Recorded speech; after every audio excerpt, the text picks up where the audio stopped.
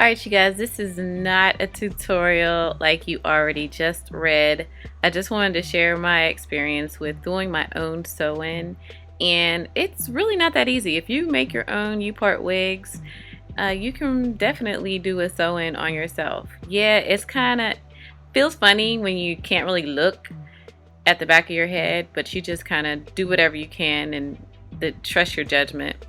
But the only thing that I didn't like with curly hair, like when you would pull the thread through, the hair be all jacked up and twisted up in the thread. So I was trying not to use really long pieces of thread, but I mean, who wants to keep threading needles over and over again?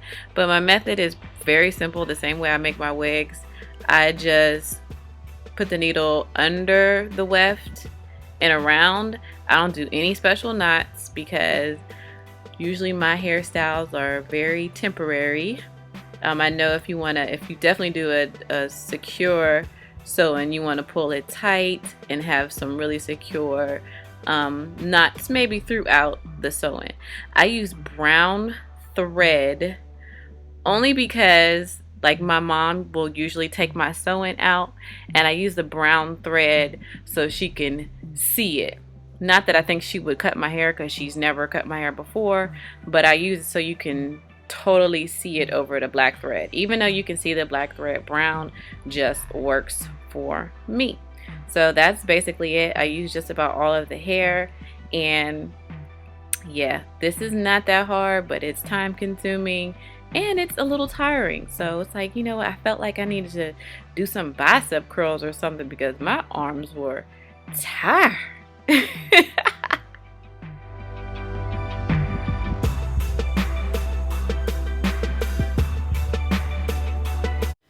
Okay, so I am finished with my sewing. I know why people charge so much to do this, because yeah, this took me a long time. I mean, I know I took breaks and stuff to get something to eat, to wash clothes, to wash dishes and stuff like that, but you know, anywho, so this is the final look. I did take a few inches off because I didn't really want it to be really long since I'm wearing it as a sew-in. I have this much hair left. Let me know how you think I did with my sewing.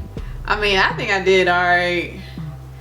Since I'm a beginner at the sewing, I think curly hair is better than using straight hair, because straight hair you can see more errors, you know.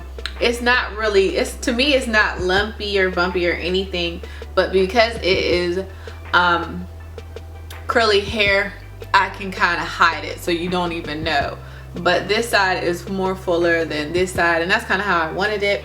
The hair I'm wearing is from Elle's Virgin Hair Affair, and this is the Indian deep wave hair. First time I've ever tried Indian, and as far as the way it looks, I do like it.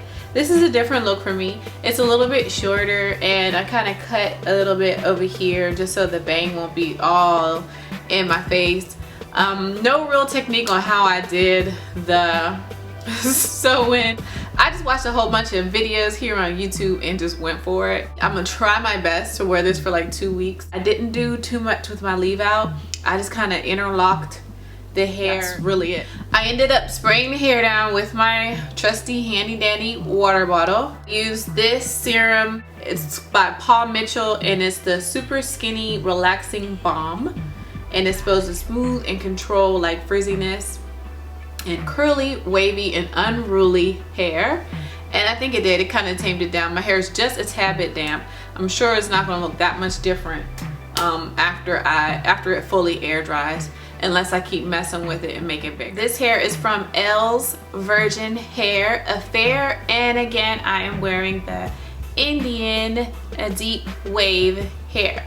I will make sure to put all the links, websites, information down below so you can check out their website and what other kind of hair and what other items they offer.